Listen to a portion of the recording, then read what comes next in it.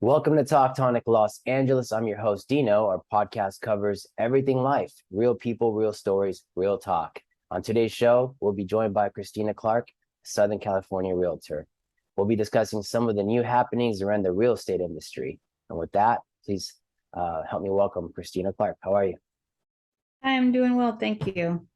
Well, it's been about, I think, a good 27 years since we've last seen each other. I think, let's see, How long? we went to high school together, and boy, the 90s were an amazing time to be a teenager, for music, film, and all the really cool stuff that was being birthed out of that generation. Um, I just, so many things occurred during high school, kind of almost flew by for me. How was that experience for you? You're Oh, I'm really grateful for growing up in the 90s. Like you said, it was an interesting time. It seems like it wasn't that far off ago, but it's like people are like, "Oh, you're from the 90s." That was like such a long time ago, but to me it was just like yesterday. Yeah, and the other crazy thing is that when you if you ever still listen to the radio, which I do, and then sometimes occasionally you'll come across a classic rock station that when we were kids used to be from like the 60s or 70s or even 50s, and now they play stuff from the 80s and 90s, and then it's like you're like, wow, oh my God, classic rock stations are now playing 90s and 80s stuff, and you really feel old.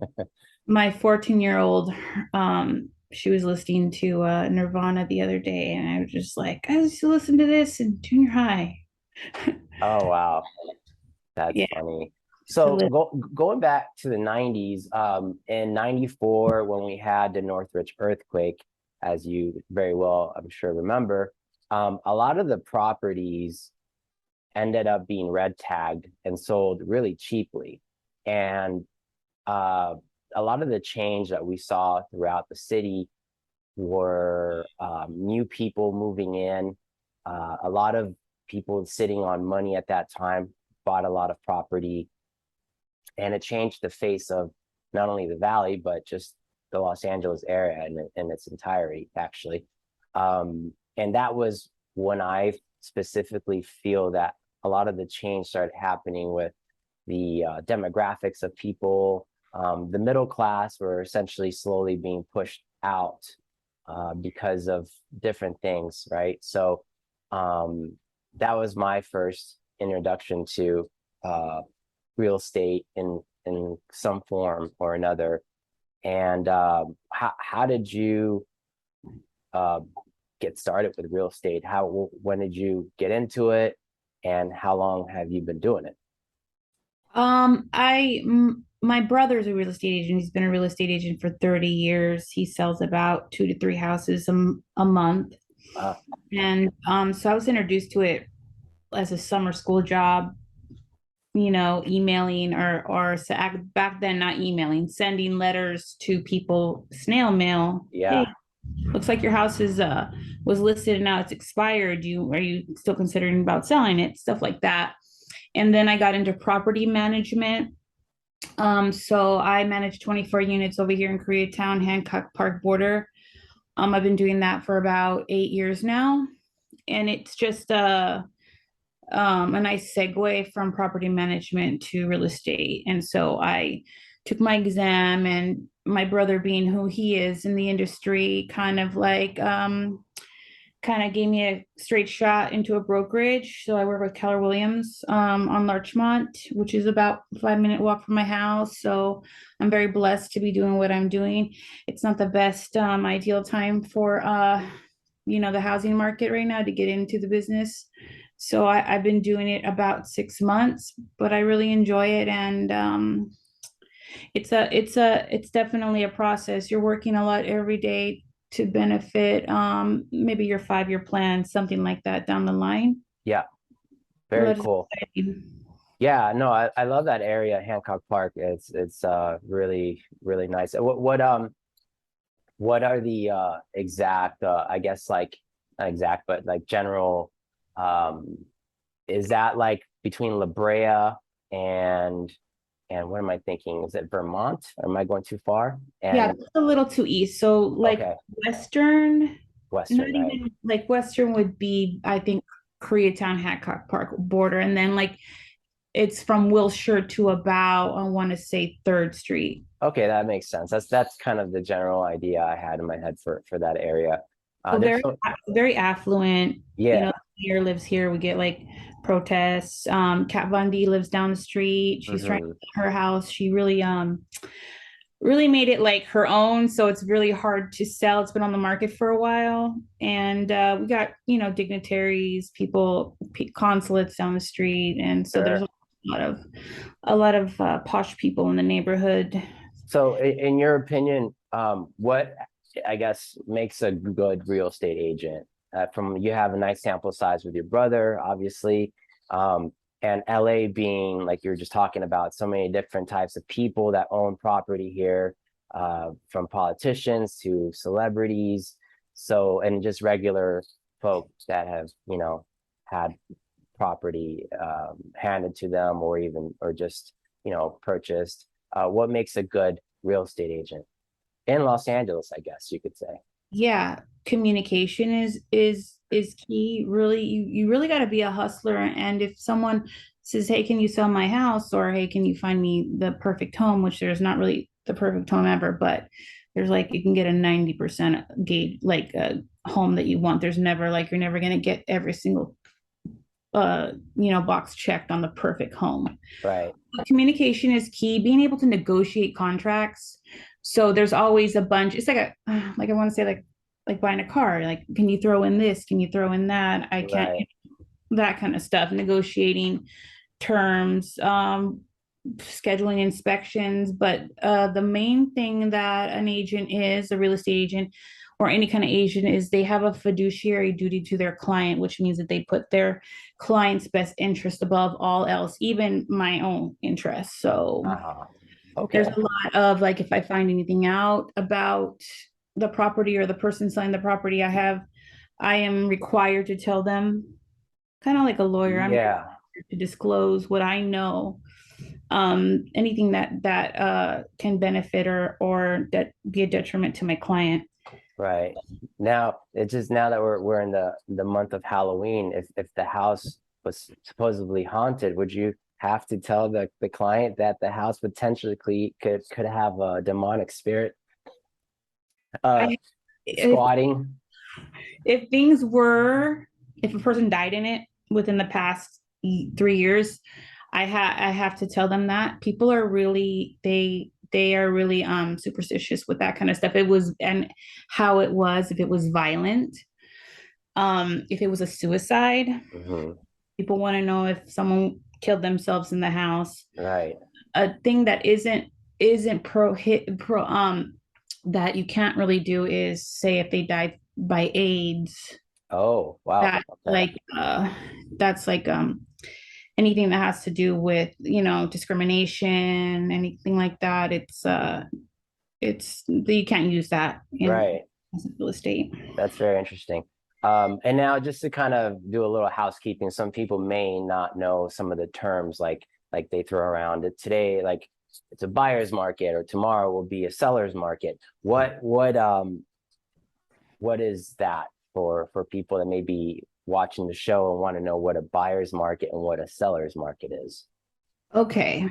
Let's start with buyer's market. A buyer's market is when there's a lot of inventory in the market. So there's a lot of houses that people are trying to sell, and you can get better deals as a buyer because there's so many houses that are on sale that the seller wants to attract you specifically to make an offer on that house. So prices will come down, or you can get a longer escrow period. There's more concessions, which are like um, buyers will pay your closing costs. If, like, say, if you are broke after borrowing $1 million and you don't have the money to close because you have to pay for closing costs too, they'll Mhm. pay for that.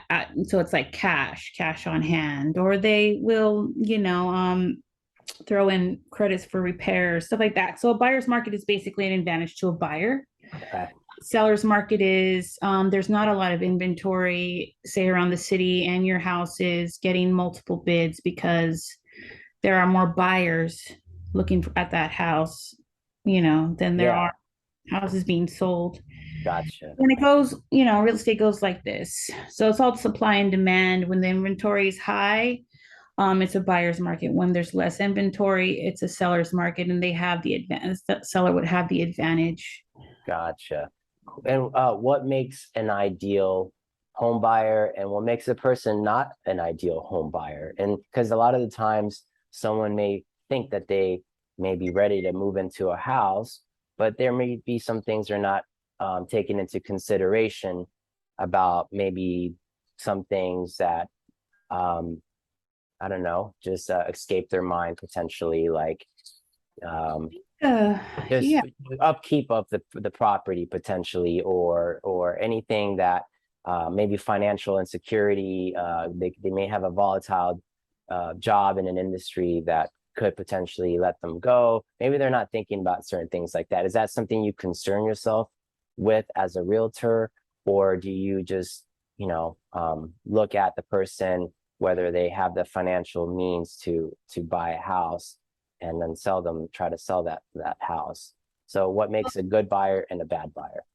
Well, your lender, whoever lender that you use, you should shop around for a lender. A lender will bend over backwards for you to figure out what your financial strategy is. Hmm. You basically can't qualify. If you can't qualify for a loan, you can't qualify for a loan. There's Hmm. no way that you can get pressured um into buying a house because you either qualify for the amount or you don't qualify for the amount. And they take into consideration the debts that you have already, the debt that you would have with your mortgage, and your credit card debt and your rental. And there's so many different hacks to where you don't, like, if you were a student and your loans are deferred, they don't even count that as debt as long as it says it's deferred. That Okay. there's a lot of things that you can do to qualify for a loan. um so they won't let you go above a certain percentage of your income means. Yeah. I think it's like 20% on the back end, 36% on the front end. So like if you can't afford it, they're not gonna loan you the money because that's a risk to the bank. I You see. high risk, and that's how we went into the crashes in 2007, is because a lot of lenders were letting people borrow money that they couldn't afford it, and so Right. they went into foreclosure, and then the market, the housing market crashed. Yeah.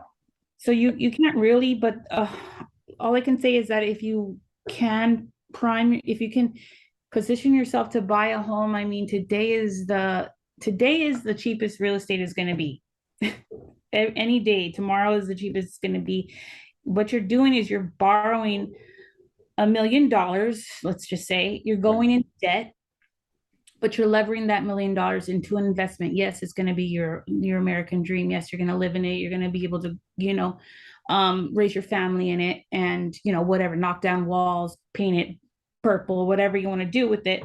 But it's an investment that you leverage that $1 million and you invest it into the housing market, which the housing market right now appreciates around 8.8%. I think it was in August. So you're looking at like six figures in a year of Right. equity to be sitting on. Right. So it's like high risk. It's not Uh-huh. for the faint of heart. Right. You get high reward. Sure. And So and yeah, and so you mentioned that right currently today and maybe tomorrow is the best time to buy a home because of the current market. But there's always been this proverbial bubble that we've heard about, we've seen actually.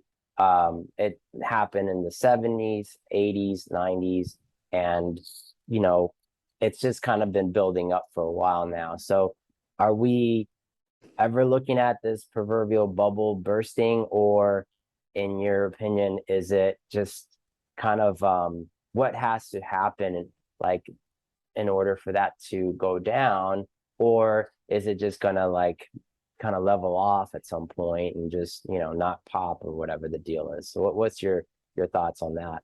it's gonna level off. Land is never gonna depreciate. what it'll do is as inflation gets under control, prices of houses won't skyrocket like they have in the past couple of months, like Yeah. interest rates with mortgage rates. Mm-hmm. The Fed just met like 2 weeks ago, and they said they're going to do everything they can to stop inflation, and that means that there might be a housing correction, but they call it correction, not crash, which means like housing will drop about 10%, but there's not going to, in my opinion, not going to be a crash unless people start becoming delinquent in their mortgage payments. Mm-hmm. There's a massive foreclosure, but why would it would have, the economy would have to like completely turn on its head for a massive across the board for foreclosure crisis. Right. Right. Yeah. Just talking about the interest rates, the latest round of interest rate hikes have bumped 30-year fixed rate mortgages to about 6% compared to about 3% in December. For example, a $500,000 home last year at 3% would equal a payment to around $2,000 on a 30-year mortgage. Now the same loan at 6% would be about 3,000, about a 42% jump, roughly. I mean, I'm doing rough Yeah. calculations here. How had those recent interest rate hikes affected you guys in your industry, both negative and positively, actually? Well, yeah, it was definitely, people were buying a lot of houses when they were snatching up those interest rates. That's why, inventory is low, but also inventory is low because there haven't been a lot of new construction the past 10 years. So new construction is down month over month, and people really snatched up those prices.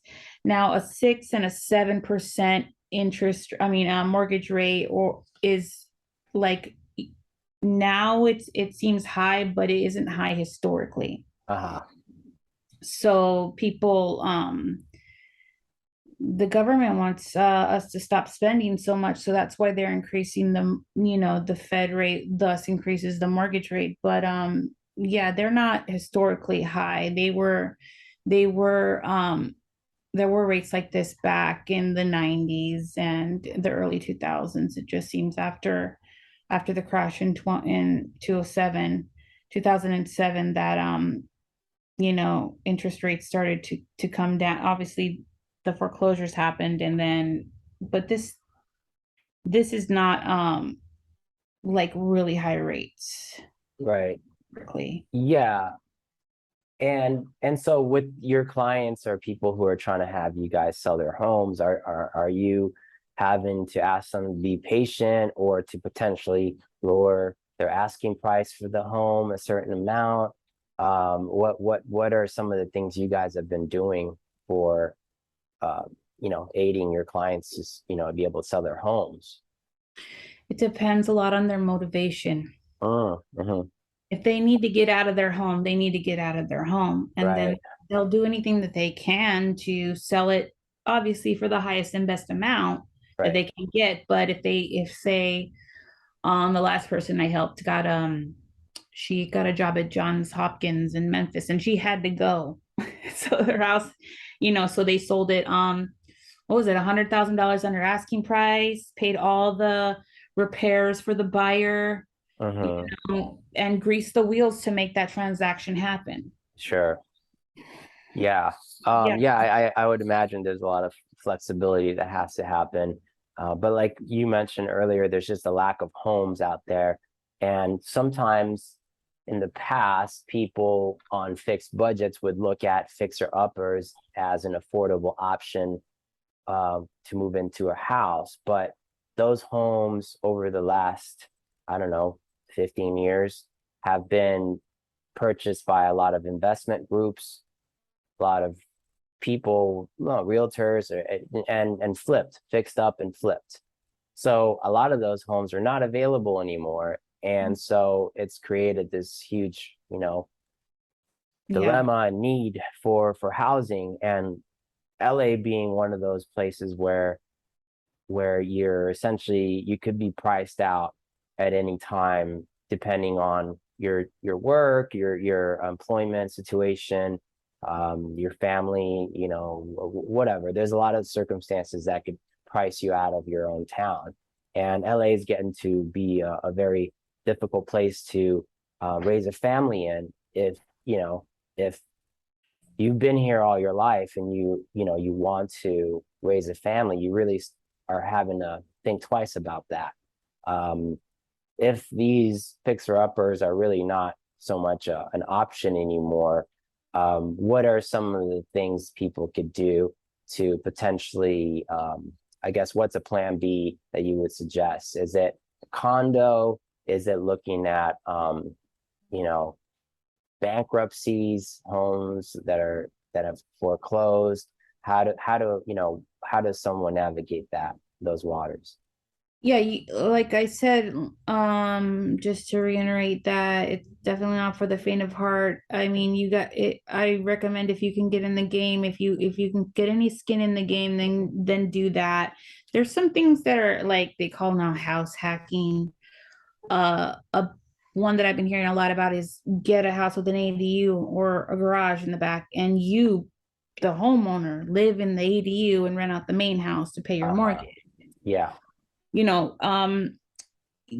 people want to buy a home and they think of it, oh, it's going to be my dream home. But people usually move out of their homes in 10, first time home buyers usually move out of their homes in 10 years and they buy another home. You don't have to have like your first home doesn't have to be your dream home. It could be a starter home that you live in Hmm. years while you have a first time home buyer loan. Right. You, you get that, you build that equity in that home and something that you can afford. Let's say $500,000. I live here in this, in the building I manage. I have really below market rent. I will never live in my own home until they roll me out of this apartment building because I don't pay. I pay a fraction of what, and the rents are so terrible right now. So I will buy an investment property, say an hour and a half out of the city. My husband's a construction contractor. He's a licensed contractor. He can maintain it, and I'll rent it out. Hmm. Mortgage to be paid for by the rent, Yeah. and then get that equity. Borrow against it. You could do anything. You could send your kids to college with that money that's in there. Whatever you need to do, but you could also just invest it into another property and Yeah. No, get that's a that money to get your dream home. right. No, that's a good idea. I have had a lot of friends that have been buying homes in different states, just as, investment property, like you said. And yeah, I think that's a fantastic option for people, like you said, to get us, to get skin in the game. So that's definitely a very good call on that. Uh, what tips would you give people that are looking at buying a home? What are some of the do's and don'ts that you can recommend people have their eyes out ready for? Well, you got to make some manageable. First of all, arm yourself with knowledge. Become knowledge this in anything that I do in life, I would say. But then also manageable actions for like a 1 to 5 year plan.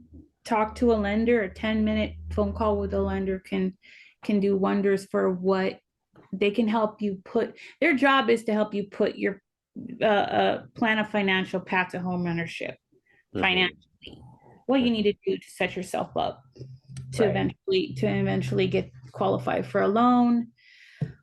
There's so many different financing options. They know all about that. First of all, I'm not a financial expert. All I do is sell real estate. Real estate is, I want to say, like 80% relationship building. Hmm. I don't know the daily interest rate. I don't know all the loans, but your lender should know the newest loans, the loans that'll fit you. There's so many different types. There's government backed loans, there's rent to own, get a loan from the seller that's selling the house, and eventually there's a 3-2 buy down loan right now that's very popular because of the high interest rates, where you start the first year 3% lower than you acquired the loan for, and then in the second year it's only 2% lower than you acquired the loan for. And then in the third year, it's only 1% lower than you acquired the loan for. And then it eases you into that original rate that you acquired the loan at for. So then it's not like the interest rate doesn't hit you the first year of the home. I see. So it's a gradual back up to the rate that there's also adjustable rate mortgages. There's now the Bank of America has a zero down payment loan. Hmm. I'm sure there's income requirements for that and stuff. But your lender would know all this, so you can shop with a lender, get one that you like, that you're comfortable talking to and working with. I have preferred ones if you need some phone numbers for those people. And yeah, just they can tell you what you can afford now. If you think you can afford a home now, you want to have them run your numbers. They'll tell you what the exact mortgage payment you'll have and the exact price range of a house. Not even Right. range. They'll tell you the exact price of a house you could afford. Sure. But if the interest rates go up or down, or if the mortgage rates go up and down, then obviously they're going to have to run those numbers again if they drop or if they rise too steeply. Yeah. And if someone is well, when it comes to when you're buying a home, um, you have people inspecting the home before you buy it, meaning like checking out the roof, checking out the plumbing, the foundation, Yeah. things for like termites potentially. Uh, those are all things that typically get checked out prior to someone purchasing a home, or is that incumbent on the person buying the home to have those things checked out? Like, do you guys normally have that done prior to a home buyer potentially buying the home, or is that something that the buyer has to request? It'll get done if you make an offer on a home. Then you'll go through the process. There'll be a time for inspection, usually the first 2 weeks after Okay. you made an offer. Like you said, the termite inspector will come out, the plumbing inspector will come out. They usually even come out all in one day. So there's like 4 inspectors just looking at the house. Yeah. And then they'll give you a full report, and you'll get it, and the buyer will get it. Actually, the buyer pays for it. So the buyer gets the report. The seller doesn't get to see the report. So Gotcha. then they'll go over it with you. And then, even the bank sees the report because they won't lend you the money if there's a big issue with the house. They'll be like, no, we're not going to write you this loan because, the house has termites. Why would we lend you money for a house that has termites? Sure. Bad investment for the bank. Right. Yeah, all those things happen within the first 2 weeks of you making an offer, and when everything is okay, and usually it is. If it's not, most likely the seller will pay for any repairs, any plumbing repairs, anything that's really wrong. Or if it's something really big, you can just back out of the offer and say, like you said, Yeah. you find someone died in the house, you're like, oh, I don't want it anymore. You have a certain amount of time. Right. Like every contract is different, but like 19 days to back out if you find that that it didn't pass a certain inspection or something. Right on. And then lastly, I wanted to ask you, there's that movie, it's called I Love You Man. Have you seen it? It's with Paul Rudd and It and might then have. and he's a realtor himself, and he has his open house, and he put like a little tray of food out, and one of the comedic actors, he becomes friends with him and tells him, hey, I typically just go to these open houses for the spread, you know and so do you guys ever have people like that coming through your open houses just there for the food? And what's the etiquette, by the way? Like, do you just have a little plate? Should you have do you care how much people eat? Does that even happen to you guys? Do you have any of those No, open house I'm sorry situations? to disappoint you. Now that COVID happened, there's no food, no more food, no more people, people still are like want to wear masks throughout the house and stuff. Right. there's a lot of interesting things that can happen at open houses. They're fun. I encourage people to go to them.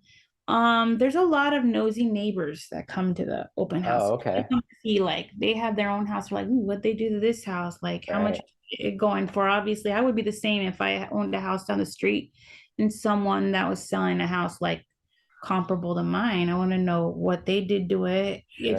It's just good knowledge.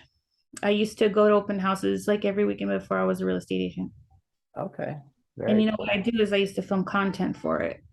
Oh, okay. Right on. Yeah, I Like, would imagine content is a big part of your guys' arsenal of weapons to use to get your homes out there.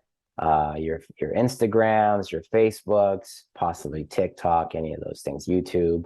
So that's pretty cool. Um, it's gonna market the hell out of the house if you get, you know, the agreement to sell somebody's house. You pay, I pay for the professional photography. sure. I pay for the 3D doll houses. I pay Uh, for all that stuff. And then when the house sells, I get the commission, but it's my responsibility to make the house look as get it out to as many people and to make sure. it as wonderful as it can, even with staging if I have to stage the house. Gotcha.